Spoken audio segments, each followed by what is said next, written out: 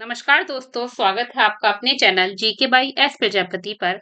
ये है हमारी मॉडर्न हिस्ट्री की टॉपिक वाइज सीरीज, जहां हमने लास्ट क्लास में नरमवादी उदारवादी चरण से बनने वाले क्वेश्चंस डिस्कस किए थे। इसी टॉपिक से आज हम और important questions with detail discuss करेंगे। अगर आप कॉम्पिटिटिव एग्जाम की तैयारी कर रहे हैं तो ये वीडियो आपके लिए परफेक्ट है। तो आइए शुरू करते हैं आज की वीडियो। आपका पहला क्वेश्चन है, कांग्रेस का दूसरा अधिवेशन कहाँ हुआ? मुंबई, कोलकाता, मद्रास, दिल्ली। इसका आपका करेक्ट आंसर हो जाएगा ऑप्शन बी, कलकत्ता। कांग्रेस का दूसरा अधिवेशन कलकत्ता में हुआ था और इसका पहला अधिवेशन कहाँ हुआ था? मुंबई में। और तीसरा अधिवेशन कहाँ हुआ था? मद्रास में। ठीक है। और पहला अधिवेशन मुंबई में हुआ था, उसकी अध्यक्षता किसने की थी? ये भी आपको पता होना चाहिए, व्योमेश चंद्र बनर्जी ने। और कितने प्रतिनिधियों ने भाग लिया था? 72 प्रतिनिधियों ने भाग लिया था। और दूसरा अधिवेशन हुआ था कलकत्ता में, इसकी अध्यक्षता किसने की थी? दादा भाई नौरोजी ने। कितने प्रतिनिधियों ने भाग लिया था यहाँ पे? 434 प्रतिनिधियों ने भाग लिया था। और तीसरा हुआ था मद्रास में, इसकी अध्यक्षता की थी बदरुद्दीन तैयब जी ने। ठीक है, ये हमने डिस्कस किया है। और ये भी इंपॉर्टेंट बन जाता है कि कब हुआ था। तो कब हुआ था? 1886 में कांग्रेस का दूसरा अधिवेशन हुआ था और पहला हुआ था 1885 में। करेक्ट। नेक्स्ट क्वेश्चन है, नरमपंथियों ने किस माध्यम का अधिक उपयोग किया? प्रेस, बम, विद्रोह, हिंसा। आपको ऑप्शन से ही समझ आ जाना चाहिए, क्योंकि बम, विद्रोह, हिंसा ये सब उग्रवादी से संबंधित है। और प्रेस, शांति, यानी प्रेस के द्वारा, प्रार्थना पत्र के द्वारा ये अपनी बातों को मनवाते थे। उन्होंने प्रेस और भाषण का उपयोग किया और अपना जनमत एक तैयार किया। नेक्स्ट क्वेश्चन है, भारतीय सिविल सेवा परीक्षा के लिए क्या मांग की गई? समाप्ति, आयु बढ़ाना, प्रतिबंध, बहिष्कार। इसका करेक्ट आंसर हो जाएगा ऑप्शन बी, आयु बढ़ाना। नरमपंथियों ने आयु बढ़ाने की मांग की और भारतीयों की भागीदारी, वो चाहते थे कि सेना में भारतीयों की भी भागीदारी होनी चाहिए। और ये उनका एक बहुत सुधारवादी कदम था। नेक्स्ट क्वेश्चन है, 1907 का सूरत अधिवेशन क्यों प्रसिद्ध है? एकता के लिए, विभाजन के लिए, क्रांति के लिए या सुधार के लिए? इसका करेक्ट आंसर हो जाएगा ऑप्शन बी, विभाजन के लिए। 1907 में क्या हुआ कि कांग्रेस का विभाजन हुआ और ये गरम दल और नरम दल में नरमपंथी और गरमपंथी दोनों अलग अलग हो गए थे। 1907 के जो अधिवेशन था उसकी अध्यक्षता किसने की थी? कई बार एग्जाम में पूछा जाता है कि 1907 के अधिवेशन की अध्यक्षता किसने की, तो किसने की थी? रास बिहारी घोष ने की थी। नेक्स्ट क्वेश्चन है, नरमपंथी किस देश की संसदीय प्रणाली से प्रभावित थे? फ्रांस, रूस, ब्रिटिश, जर्मनी।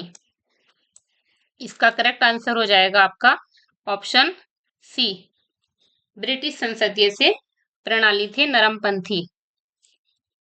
वे लोकतंत्र में विश्वास रखते थे और उन्होंने कौन सा रास्ता अपनाया? संवैधानिक रास्ता अपनाया। हर बात को वो अपने संवैधानिक तरीके से रखते थे। नेक्स्ट क्वेश्चन है, नरमपंथी चरण का अंत किस वर्ष माना जाता है? 1905, 1907, 1905, 1907, 1919, 1935। इसका करेक्ट आंसर हो जाएगा ऑप्शन ए, 1905। नरमपंथी चरण का अंत 1905 में हुआ था और यहीं से क्या हुआ? सूरत अधिवेशन में विभाजन हुआ और यहीं से नरमपंथी प्रभुत्व कम हो गया था और गरमपंथी पंथ क्या हुआ? उजागर हुआ। नेक्स्ट क्वेश्चन है, गोपाल कृष्ण गोखले किस संगठन से जुड़े थे?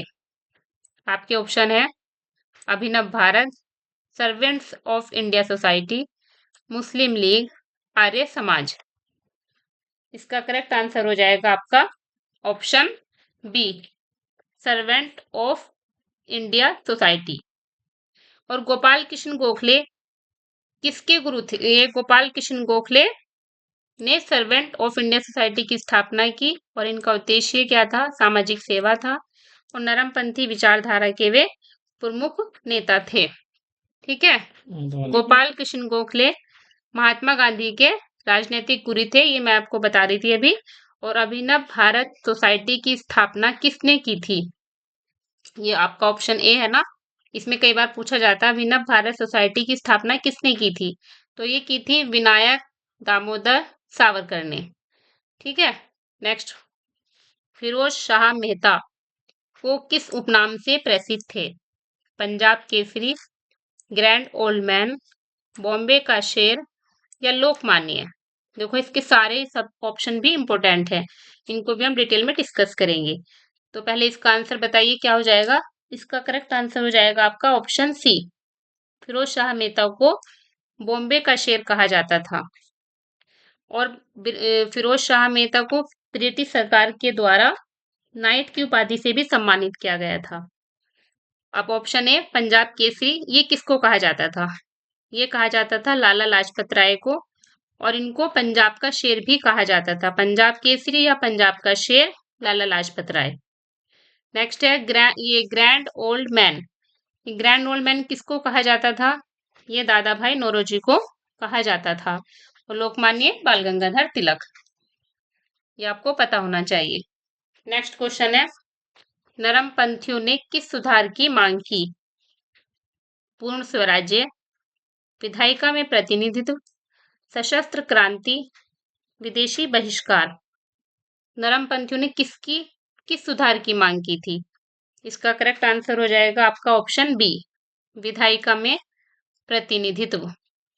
नरमपंथी भारतीय प्रतिनिधित्व चाहते थे और वे प्रशासनिक सुधारों की भी मांग करते थे। यही उनका लक्ष्य था, जो धीरे धीरे वो अपना स्वशासन चाहते थे। नेक्स्ट क्वेश्चन है, सुरेंद्र नाथ बनर्जी किस आंदोलन से जुड़े थे? स्वदेशी आंदोलन से, खिलाफत आंदोलन से, असहयोग आंदोलन से, भारत छोड़ो आंदोलन भारत छोड़ो से? तो इसका करेक्ट आंसर हो जाएगा आपका ऑप्शन ए, स्वदेशी आंदोलन। और सुरेंद्र नाथ बनर्जी को राष्ट्र गुरु के रूप में भी जाना जाता है, ये भी ऑप्शन में आपका बनता है कि सुरेंद्र नाथ बनर्जी को किस रूप में जाना जाता है? राष्ट्रगुरु के रूप में। और उनको बिना ताज का बादशाह भी कहा जाता है। और 1876 में, एक पॉइंट और है इसका, आप नोट करते चलिए साथ साथ, कि 1876 में इन्होंने इंडियन एसोसिएशन की भी स्थापना की थी। करेक्ट, और वे स्वदेशी आंदोलन से भी जुड़े हुए थे। नेक्स्ट क्वेश्चन है, नरमपंथी काल में कांग्रेस के प्रमुख अध्यक्ष कौन थे? तिलक, दादा भाई नौरोजी, भगत सिंह या गांधी जी? इसका करेक्ट आंसर आपका हो जाएगा ऑप्शन बी, दादा भाई नौरोजी। नरमपंथी काल के प्रमुख जो अध्यक्ष थे वो दादा भाई नौरोजी थे। आप ऑप्शन ए है तिलक, तिलक के लिए, तिलक के बारे में हम, बाल गंगाधर तिलक के बारे में थोड़ा सा पढ़ लेते हैं कि तिलक को एक भारतीय शांति का जनक भी कहा जाता था। ठीक, और इनकी जो एक पुस्तक थी बहुत इंपॉर्टेंट है, गीता रहस्य, और दो इनकी पत्रिकाएं थी, केसरी जो मराठी भाषा में लिखी गई थी, और द मराठा जो अंग्रेजी भाषा में लिखी गई थी। ये दो उनकी समाचार पत्र थे और एक इनकी पुस्तक। ठीक, इसको आप थोड़ा सा नोट करेंगे। दादा भाई नौरोजी कांग्रेस के अध्यक्ष थे, वे नरमपंथी विचारधारा के प्रतीक थे, हमने डिस्कस किया है। और उन्होंने आर्थिक शोषण का मुद्दा उठाया था, जिससे भारत में गरीबी ना रहे। नेक्स्ट क्वेश्चन है, नरमपंथियों का मुख्य कार्यक्षेत्र क्या था? गांव, शहर, विदेश, सीमांत क्षेत्र? इसका करेक्ट आंसर हो जाएगा आपका ऑप्शन बी, शहर। नरमपंथियों का मेन था शहर, और वे शिक्षित वर्ग का ही प्रतिनिधित्व करते थे। इससे क्या हुआ कि ग्रामीण जनता की भागीदारी कम रही। नेक्स्ट क्वेश्चन है, ड्रेन थ्योरी किस पुस्तक में दी गई है? Gita Rahasya, poverty and unBritish rule, Hind Swaraj, Anand Math? इसका करेक्ट आंसर हो जाएगा आपका option B, poverty and unBritish rule. ये पुस्तक किसने लिखी थी? दादा भाई नौरोजी ने लिखी थी और इसमें इन्होंने आर्थिक शोषण का वर्णन किया है, जो भारत से धन निकासी को उसमें समझाया गया है। नेक्स्ट क्वेश्चन है, नरमपंथियों की सबसे बड़ी कमजोरी क्या थी? हिंसा, जन समर्थन की कमी, धन की कमी, नेतृत्व का अभाव। इसका करेक्ट आंसर हो जाएगा आपका ऑप्शन बी, जन समर्थन की कमी। धर्मपंथियों की ये सबसे बड़ी कमजोरी रही कि वो जन समर्थन को ज्यादा नहीं जोड़ पाए, आम जनता उसमें नहीं जुड़ी और इसी से क्या हुआ, उग्रवाद का उदय हुआ। नेक्स्ट क्वेश्चन है, नरमपंथी काल को किस नाम से जाना जाता है? उदारवादी चरण, क्रांतिकारी चरण, गांधी युग या असहयोग युग। तो इसका करेक्ट आंसर हो जाएगा ऑप्शन ए, नरमपंथी काल को उदारवादी चरण भी कहा जाता है। तो ये थे हमारे आज के टॉप इंपोर्टेंट क्वेश्चंस जो हमने आज की वीडियो में कवर किए। उम्मीद करती हूँ आज का सेशन आपके लिए यूजफुल रहा होगा। अगर आपको वीडियो पसंद आए तो प्लीज लाइक करें, चैनल को सब्सक्राइब में करें। मिलते हैं नेक्स्ट वीडियो में एक नए टॉपिक के साथ, नए उत्साह और जोश के साथ। तब तक पढ़ते